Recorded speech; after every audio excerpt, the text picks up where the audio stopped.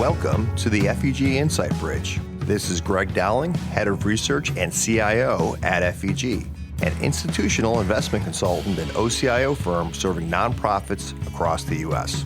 This show spans global markets and institutional investments through conversations with some of the world's leading investment, economic, and philanthropic minds to provide insights on how institutional investors can survive and even thrive in the world of markets and finance.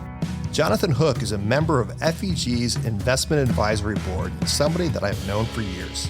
Besides his current role at Weinberg Foundation, Mr. Hook was the CIO of Baylor University and later Ohio State University. Over the years, Jonathan and the institutions he has served have won countless industry awards and recognition. Not bad for somebody who spent his first 20 years in banking. Recently, after a long storied career serving the investment needs of endowments and foundations, Jonathan Hook announced his retirement. On today's Insight Bridge, Captain Hook sails for home. We will hear a retrospective of his career and the wisdom and knowledge gained during those many, many years. Jonathan, welcome to the FEG Insight Bridge. Greg, great to be here, and thanks for having me today. I've known you for a long time, and I think probably the first time I came across you, you were at Baylor, and you seemed like a overnight sensation. And this was probably at an II conference at some point. And I realized that you had spent an entire career somewhere else. So what did you do before being an allocator? First half of my career, which turned out to be about 20 years, was in corporate and investment banking. So I got out of grad school and the world was beating a path to Texas and was beating a path to the banking industry. So went into commercial banking, went through the credit training program on the way to become a loan officer and worked through that, adding the skills that, bankers are supposed to have. And over time, we saw banking really morph into the end of Glass-Steagall and banks trying to become investment banks, sometimes with success, many times with failure. That was really the first 20 years of my career. What did you learn from that you could take on to apply later in your second career? About half of that banking time was in the energy business. I got into it right out of the training program. And one of the first lessons I learned from the man who ran that group was that the energy business was about to go down very hard and have a very tough time. So I learned how not to do a lot of things.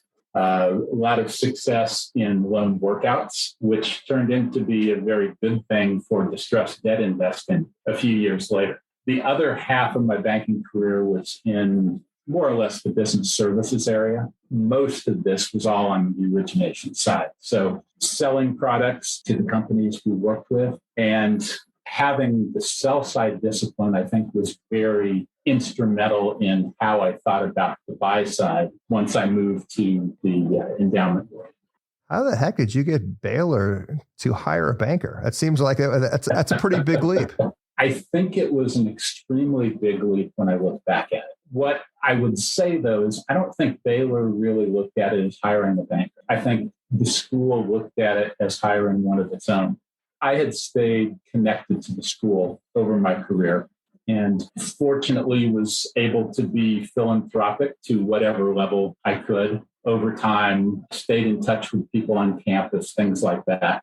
So when I went back for my first interview, everyone but one person was someone I had already known and had known for the better part of 20 years. The only person I didn't know at that point was the university president, who was fairly important in the hiring process, but I think he had support from all the others.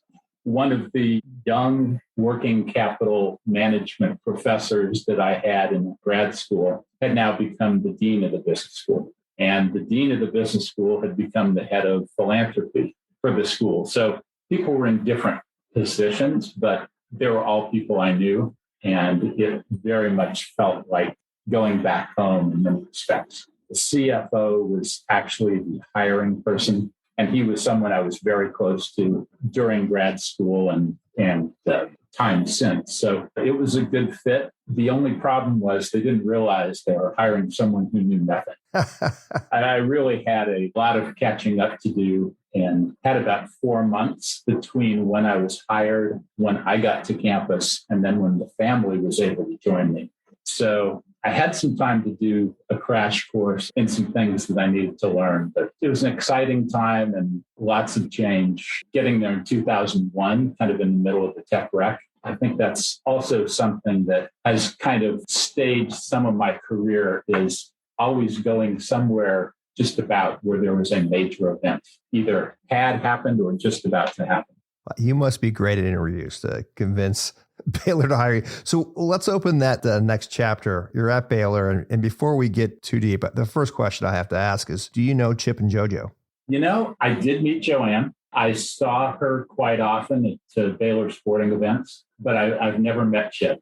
Joanna was the spokesperson on TV commercials for a local tire company, which is, I think, where a lot of local people got to know her. And, this was long before Fixer Upper came on. So I pre-staged that event, but they have been a terrific impetus for the city of Waco and really added a lot to the city and its GDP. So now they are larger than life, and you can see Baylor logos on all the kids on the show if you watch it. All right. So on to the investment side. You said you joined right as kind of the dust was settling on the tech wreck. So what was the investment office like when you got there? The investment office really didn't exist. So the simple answer was I was put in a building actually on the other side of the freeway from campus. I was in an office that had been vacated by a professor who was on a sabbatical, did not have any admin staff, any team. After about a month, I was moved down the hall so I could share space with the chief information officer. And part of that was so I could share his admin. They didn't have to clear another hiring position. He and I became very good friends. And a couple of years later, he became the CFO on campus, which was not a bad thing over time. There really was nothing at that point because the endowment was outsourced. And 3 weeks after getting to campus, I was able to go up to Dallas with the CFO and unfortunately terminate the organization that had the money. Started the process of bringing the money back to campus and, trying to figure out what we're going to do with it from there. I always think of you as being very good and known for your thoughts on asset allocation. Did that start at Baylor? I mean, you kind of mentioned you knew nothing about investment. So how did you go on to being known for kind of being an expert at asset allocation? Well, I hope I knew a little bit. I was being a little facetious earlier, but I think the industry has typically been pretty traditional over time, maybe not so much the last few years. But if you think back to that time period, as we moved into the 2000s, things were still pretty traditional with people looking at silos of domestic equities, international equities, fixed income, et cetera. And that new asset class called alternatives was, starting to become popular. Those really, though, were left for teams that were advanced. The Yales and Notre Dames and a few of those were there, but many endowment offices had not even started an office or were just on the very nascent edge of that. And I think when I got into the business, one of my first questions that I kept running through my mind was, is this really the best way to do something? Or is there a different way to look at it, different way to think about it? I don't know that I was really quick to want to change things immediately because I was humble enough to realize I could change things and really mess it up. So I had the idea in my head, but not necessarily the conviction to change something at that point. We brought the money back to the campus, started going through the process of creating policies, procedures, setting up an investment committee, hiring a consultant. Still didn't have a team. So it was literally the one-man band at that point, but really focused on building framework first. And that was, I think, a very good lesson that I learned in the business was I've talked to people who when they started an investment office, they had the option of building the framework, in someone else's terms, messing with the portfolio. And most of the people that I talked to when faced with that, their first inclination was go to the portfolio and make changes. Every single one of them that I talked to, having hindsight, said that was the wrong decision. So I wanted to change some things in the portfolio, but I stayed away from it until we got the framework built. And I think that served us well over time and has since served us well as I made changes in my career and moved on to other organizations as well. Was the idea of changing the framework, what did that mean? Is that basically, you kind of mentioned earlier about having a bucket called alternatives. Was that better integrating it? Was it changing how things were put into the portfolio? Like, what did you change from that asset allocation by having that fresh look? And how material was it? Was it just reclassifying things, or was it really reallocating things? We didn't make any big changes until, yes, it was about 3 years. Wanted to let things run for a little bit. As we pulled the capital back from the old OCIO, we pulled it back in stages. So we were interviewing managers simultaneously to pulling capital back, and we kind of go in steps. So the asset allocation itself wasn't dramatically different for the first couple of years. Still pretty traditional, but we did change a number of managers. After the 04-05 fiscal year, we had a very good year. And we took a look at it and said, okay, what should we do better? And thinking that, what was good that got us to that point was probably not going to be what was going to keep us good going forward. So we took a look and really rebuilt the asset allocation based on a risk management, kind of trying to separate risk and return and focus on that versus whether you had, 50% in equities or 30% in fixed income. And the labels changed. It took some people around campus, like those on the investment committee, a while to figure out what the heck we were doing. But we spent a year. It was actually 2 meetings about 6 months apart. And we had an interesting group on campus, which was connected to the development arm, but they were the folks that were predominantly the large givers to the school. And Baylor's board wasn't monopolized by wealthy people. It has or at that point had a percentage that were Baptist ministers. It had, it was a different focus to the board of trustees. So the development group had this other group that we used as a good sounding board. We took it to them, spent a couple of hours walking through it, why we were doing this, what it looked like. And I think we thoroughly confused people at that point, but you saw a lot of people with kind of that gray cloud over their head, meaning that they're thinking about it. They weren't quite sure whether it was good or bad, but they were thinking. And we said, look, we're not asking for a decision today. We want to get your feedback. So email us, call us, tell us whatever you're looking for or whatever you don't understand. And we'll come back in 6 months, incorporate all those thoughts. Then we'll talk about it some more. We came back for that second meeting and finished it with, I think, a vote of 20-1 in favor of making the change. And the person who didn't like it, I think, became on that commercial, the kid, Mikey, who hates everything. There was no surprise it wasn't unanimous, but it was widely approved. And we moved forward from there with that thought process. So it was really a way to try to separate out risk and return and not focus too much on, whether it was a 70-30 portfolio or something like that. So we moved forward with that and it worked well and people were happy. So that's kind of the way that worked through. When you say risk and return, are you talking about having a category that's sort of a growth portfolio, one that's a defensive portfolio? How did you categorize things together by risk? There were parts of it that were really looking for that steady dividend and yield kind of portfolio. Another piece would be really the higher return, higher risk segments.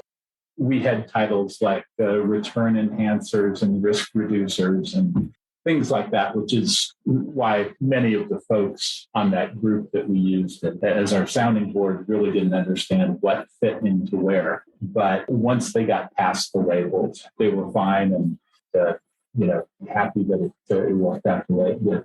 A couple of things that I heard is one, if you're the new CIO going in, it sounds like you want to focus on the recipe first and next the ingredients. There's this tendency to want to mess with the portfolio, I think, as you called it. And then you took your time to educate the committee to make sure they were on board. So those are two things that I heard. Is there any other advice that you would give a new CIO? There is a natural habit of people wanting to make split-second decisions. And, if you're a trader, that might be the right thing to do. But, by and large, all of us who do this job are not traders, or at least in theory, we're not traders. It's something where we should be contemplative. I think getting to know your board members and your IC members is a critical part of the job. Knowing what things are going to drive their decisions, what their hot buttons are, they're all important, especially if they have control over the ultimate decision making. May not be quite as important if the investment team has the ability to make all the final decisions. At that stage, it was still held by the investment committee. So I think that was critical. The other thing, which at Baylor took a while to do, was build the team. It was a couple of years where I was literally myself and my admin. But as you build the team, it's really looking for people who are as smart or smarter than you are. And I think engaging in debate with them is critical. Understand how they're thinking. Hopefully they don't think exactly like you. I think that can be an issue, but you want to have people who will have strong opinions and spend time, what did you think about this? And why don't we do it this way? And really kind of, again, challenging the system, challenging each other's decisions to try to ultimately make the best decision you can. That's great. The last thing I would add on to that, though, is treating the people on the team the same way you want to be treated. And this is not a business where I think it really works well to have a completely top-down dictatorial way to do things. Maybe if you're, and I'll just pick on hedge funds, but the hedge fund with a significant individual who runs the firm and maybe has contributed most of the capital as well. But I think you want to really, treat people well on your team. And if you do, I think most of them tend to be very willing to go into the battle. That's well said. I know you loved your time at Baylor. Why did you leave for Ohio State? What new challenges were you trying to tackle? Good question. I think the success we had at Baylor was strong. Things were going well. And it was my alma mater in the sense of grad school. So there were a lot of things that said you should stay here. But I think in the same way that almost was the mirror image and said, now it's time to tackle something else. We got this started. It was going well. Maybe time to turn it over to somebody else. And I think between that change and the next one, I think I realized that I really was very interested in the startup phase and the building phase. When it got to what I'd call more of a steady state situation, it wasn't quite as interesting for me. So if I were in venture capital, I guess I'd be a serial entrepreneur. Since I'm on the endowment side, I guess you can't call it that. But the downside at Baylor was I did think we were under-resourced and understaffed. And part of that was because the school had not had any experience before, nor had I. And so understanding what the right amount of resources should have been probably took me a little bit longer to understand that. We dealt with a small team, but I learned over time that others, say of the same size, might have had quite a few more people, other resources. So I also was fortunate enough to have several search firms who were keeping in touch with me periodically. And whether I was interested or not, they were very happy to tell me about other things going on in the market. So in that process, I think what finally hit me was the idea of a public university and understanding the differences between a public and a private university were more than what I realized. Didn't realize that till later. I had the thought that, maybe I'd like to try a public university. Didn't realize that one of the largest in the country was going to come calling, but I had met the new president of Ohio State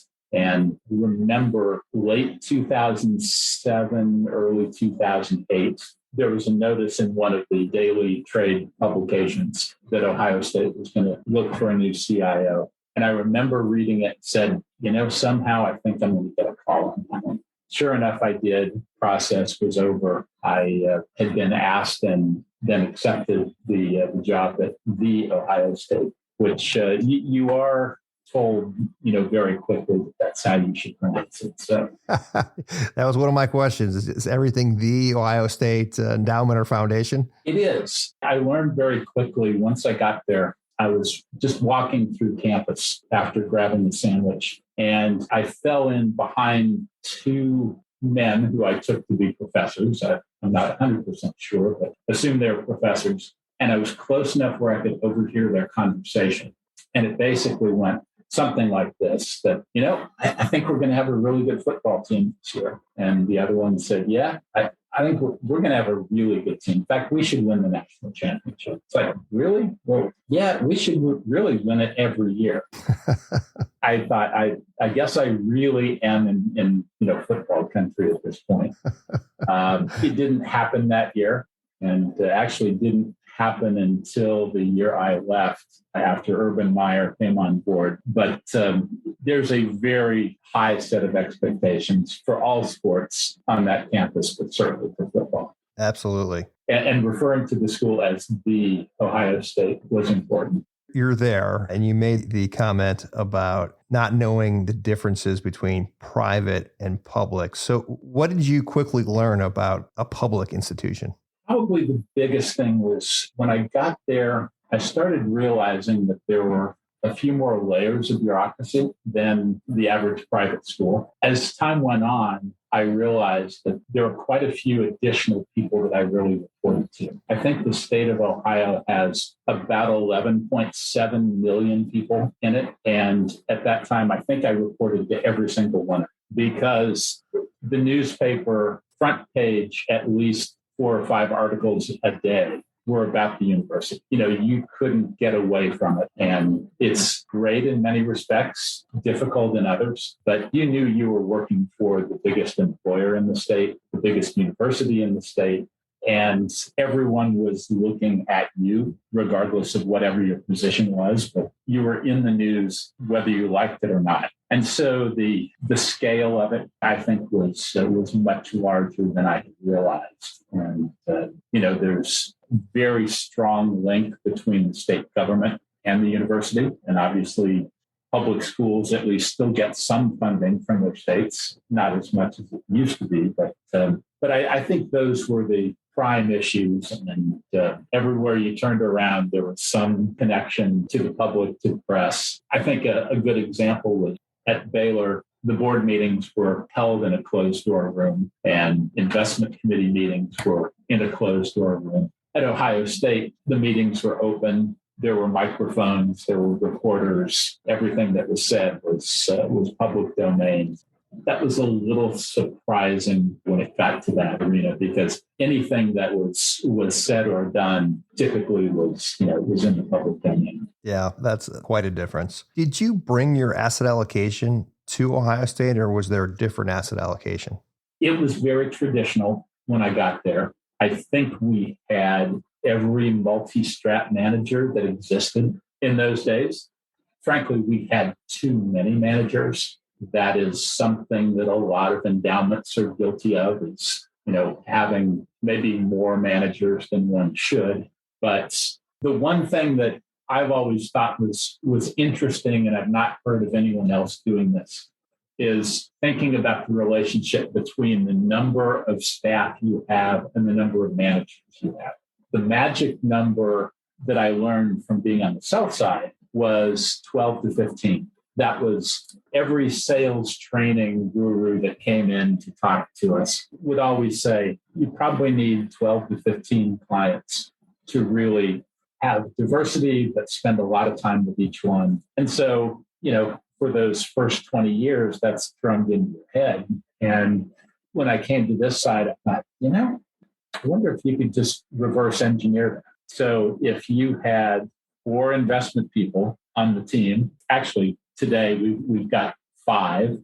So 12 to 15, that's about 60 managers. Yeah, that's about right. We have 58. I guess if you're counting re-ups and Yeah, you may be in several funds with one manager, but I think the issue, which to me made so much sense, was you want to know what that manager is doing, what's happening with his or her staff. You want to be on the LPAC if you can, develop that deeper relationship than just one of 500 LPs that, are in the $10 billion fund. And that's why we like smaller funds as well. Yeah. You can really build that trust and rapport with the partners. I think that's been a really, really good thing, I think, along the way. And the number is still somewhat arbitrary. I mean, it could be 10, it could be a different number, but I think that really feels like a sweet spot. It's not 100, right? So it's directionally correct. No, you'll appreciate this. When I was at OSU, I decided to call around to several of our peers and just ask them, how many managers do you have? And just kind of how you thought about this. And one public university, not too terribly far from Ohio State, when I called them, they said, we have about 225. And I said, what? How many people do you have on your team? He goes, 5. I said, how do you know what they're doing? He goes, we don't. And that was a clear signal to me is like, I don't know if I know the right number, but that's not the right number. That's not it. That's not it. That is not it. I think with Weinberg, we really focused more on the size. Again, different structure than the endowment model, but thinking of what a foundation deals with, not letting the headcount get out of control, I think was really the question. And then, how do you do it? It's you do have to say no. Yeah, no, I think that's good. It kind of gives you some discipline. We also walked in to campus, and 45 days later was when Lehman Brothers failed. So we quickly got into the global financial crisis. As bad as that was, I don't think I had ever thought that passive index funds would have been locked up. And we added the liquidity crisis on top of the GFC, as we got going, because we ostensibly had more than enough liquidity to get by. But when we found a lot of our index funds were not able to be redeemed, that made life a little more challenging than we thought. We did have a traditional asset allocation at the time, which we started changing. We didn't use the same labels, but we did the same thing, basically, in the way we thought about the portfolio. And with the public structure that I described earlier, we didn't want to go through that process of trying to fully re-educate with the labels and things like that. So we effectively made the same change. We just didn't use the same terminology. Kind of have to understand your audience and exactly the different layers of bureaucracy and what's worth fighting for and what's not. Also, other than asset allocation, you mentioned it earlier, I think of you as being very good about building out investment teams. So what was that investment team like at Ohio State? What I was charged with when I got there was that went into the treasurer's office, and the treasurer's office really controlled everything financial. They had never really separated out cash management from endowment from anything else. So this was really creating the investment office and taking the assets, taking the people, whatever. And the treasurer's office was quite large. And I was told that I could hire anybody from there. If I didn't hire a person, they wouldn't be terminated or something like that, which was a bit of a relief. But as I looked at all of the folks who were in the treasurer's office, there were really only 2 that worked on the endowment. First thing was to get to know those 2 folks. And fortunately, both were very good and were interested in joining me on this odyssey that we were about to start. And the other was the treasurer's administrative assistant. She and I sort of became friends before I even got there, because I was sending some things to campus ahead of my arrival. I called several times to ask about certain things. And so she and I built up a good rapport. And after the first day and before she left, she turned around before walking out of my office and said, if you would be interested, I would be very interested in joining your team. And I thought, this is great because she knows where all the bodies are buried. And she was one of those people with a lot of campus knowledge. She was invaluable to helping me work through the process as well. Those three, and then the school had 3 assistant treasurers at the time, all serving different functions. And my thought was probably one of them should come over. Interviewed all 3 and was having some difficulty trying to decide which one would make the most sense. She pointed me to the right one and turned out to be a great hire. He became effectively our CFO for the endowment office and was terrific. I was able to put together an in-house team relatively quickly through that mechanism. But for our size portfolio, that wasn't enough. So we went outside to hire a couple of other people. And one of them happened to be David Gilmore, who then came with me to Weinberg and is now going to take over the Weinberg portfolio when I retire. I'd love to pick your brain on just your preferences or your thoughts on analysts. And that might be different than how a investment boutique might structure their investment team or consultant. But at an investment office for an E&F, would you rather have a generalist or a specialist? What's the right structure? For us, and to a large degree, I look at it as being somewhat size specific. I've never had a portfolio of $10 billion, and I'm just picking an arbitrary number. But I think once you get to a certain size, you probably lean more towards specialization because you can have a significant amount of assets in each asset class. Pick another hypothetical number too, but I think 5 billion and under, it really, to me, still makes sense to have more of a generalist view. We've always done it. And I think it's worked well for us for a couple of reasons. Probably first is I know if I were in that position of going to a certain structure, more generalist, more specialist, I'd much prefer the generalist personally. So I've always thought that way. But to take an example, at Ohio State, every year we would go back and do a blank slate analysis on the portfolio. If we could start everything all over today, what would we change? What would we keep? That sort of thing. And I also asked the team, do you like the way we're structured? Is there a different way to think about it? And everyone seemed to really like the generalist nature. There's the ability to be a little bit specialized, but you still could look at everything and see everything. And I think in the hiring process, one of the qualities I've usually looked at with people is, does this person want to become a CIO? It's not necessary. And there are many stories, and I'm thinking of, probably at the top, someone like a Dean Takahashi at Yale, who could easily have been a CIO for years, but he wanted to stay where he was, work with David, and there's nothing wrong with that. But I think having someone who wanted to learn how to be a CIO was a good attribute to think of. And again, getting into the discussions literally daily about making those relative decisions.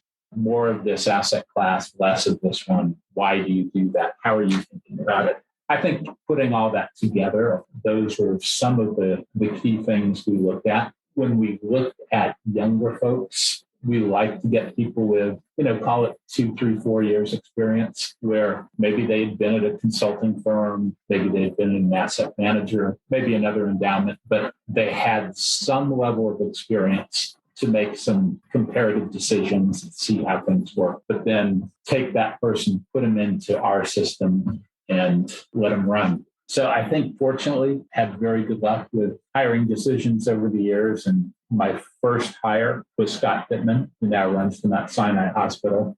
David, who is soon to become CIO at Weinberg, and Renee Hanna, who runs private equity area at Baylor, all have done really well.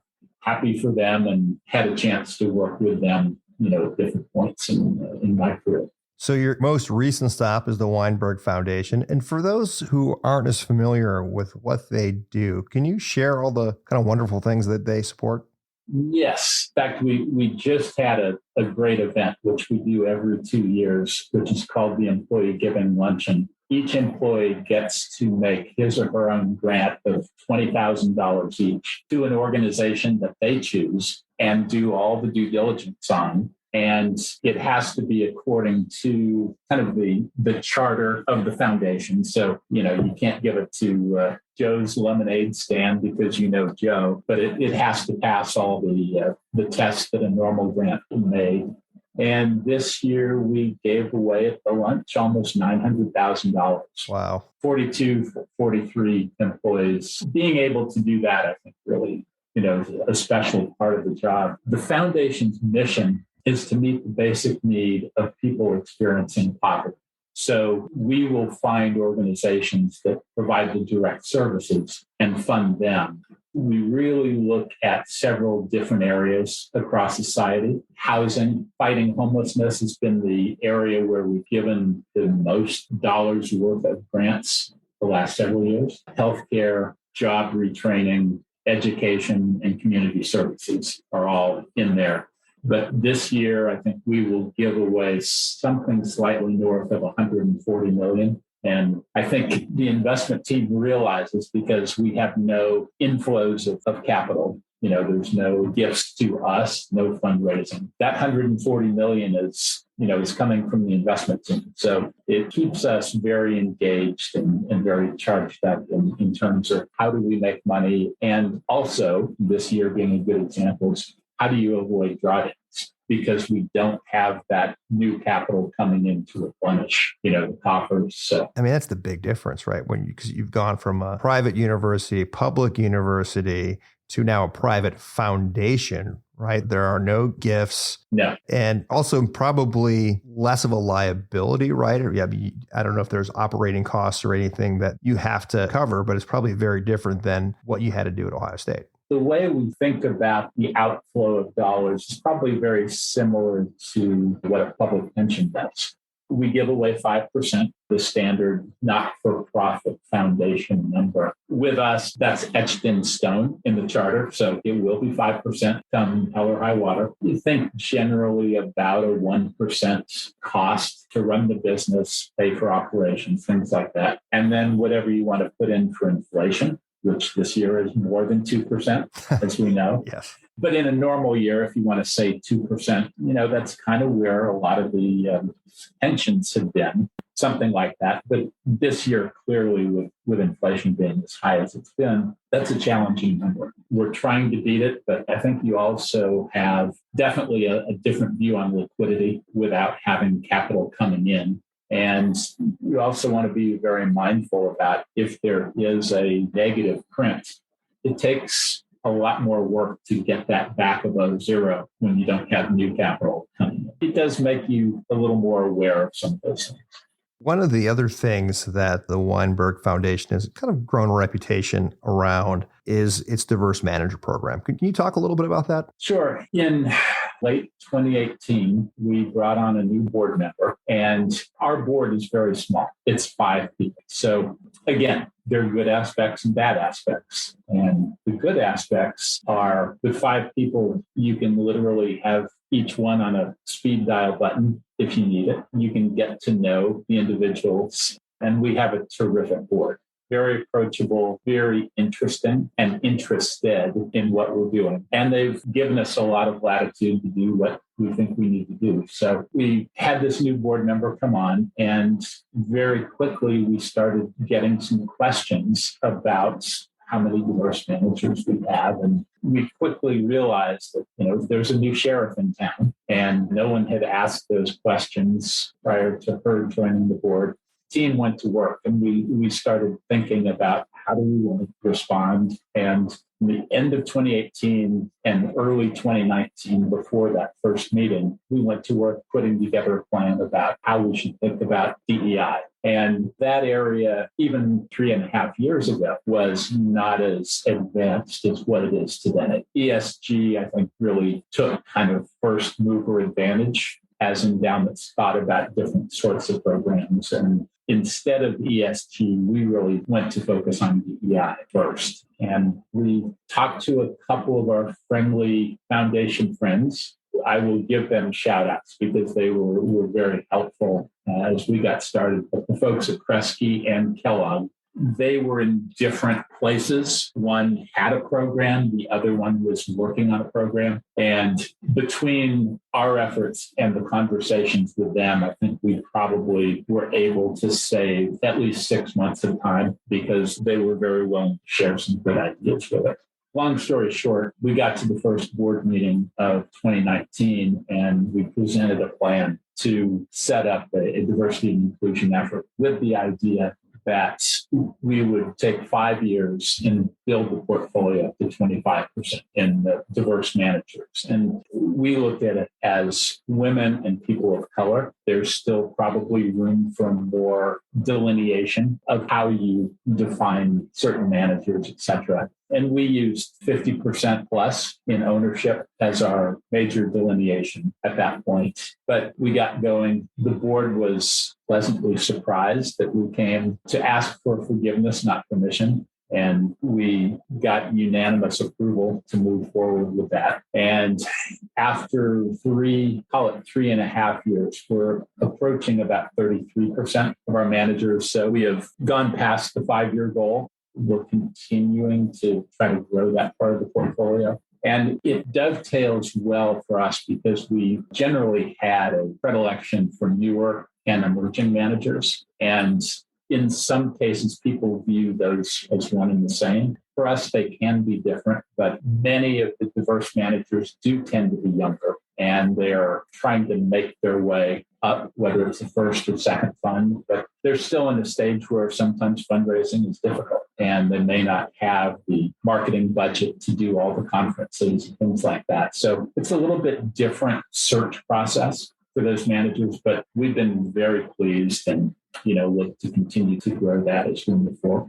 Having gone through that process, any quick tips you would give another organization? I think the first one probably is you have to be intentional. You have to really say, this is our goal. We really want to do this. And your search efforts are going to be, I'd call non-traditional. Again, you don't go, and I'm not picking on the conferences, but you don't go to the II conference or the NMS conference and necessarily find the managers. It's not the conference's fault, but the industry is still very white and male.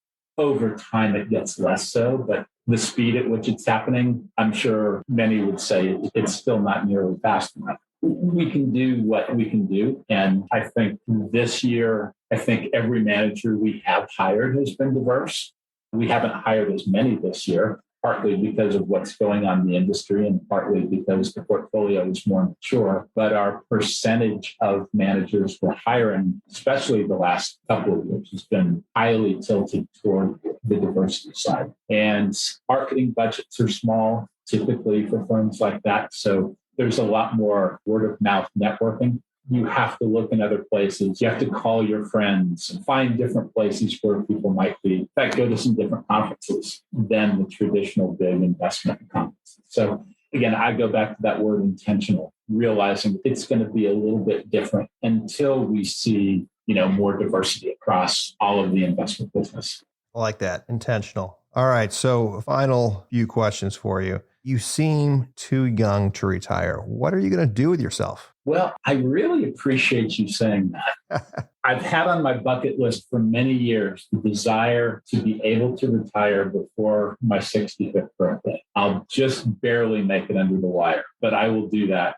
I don't know if my wife would view me as a youthful senior, but I also did want to step down before I was just completely out of juice. So I think I would like to spend a little bit of time either serving on boards or investment committees to keep a hand in the business. Having spent nearly 9 years at a foundation, I have a great appreciation for the whole nonprofit industry now. I think serving with or for a nonprofit post-retirement would be something else that would be a lot of fun. But I really don't feel like I've missed out on anything in my career. There's no FOMO. It's just been really good and really satisfying over the years. And I've enjoyed almost all of it, just happy to do it. So any advice you wish you could give a younger self? If I could talk to myself back several years ago, clearly the first thing would have been get out of the banking industry sooner. I went through what I think of as a very turbulent time, pre and post Glass-Steagall, lots of mergers, lots of bank failures. And since then, I think the banking industry has probably not been as good a place to work. So I would have said, get out of the business, move over to the institutional investing business much sooner. I think now with hindsight, we've seen just the mass quantities of capital that have rolled in, and it supports the decision, but I wouldn't have made it for that reason back then. Two other things I would say. One should probably always be careful about thinking the grass is greener on the other side. I would say I'm sure I had some of that along the way. It's not always what you might think it is.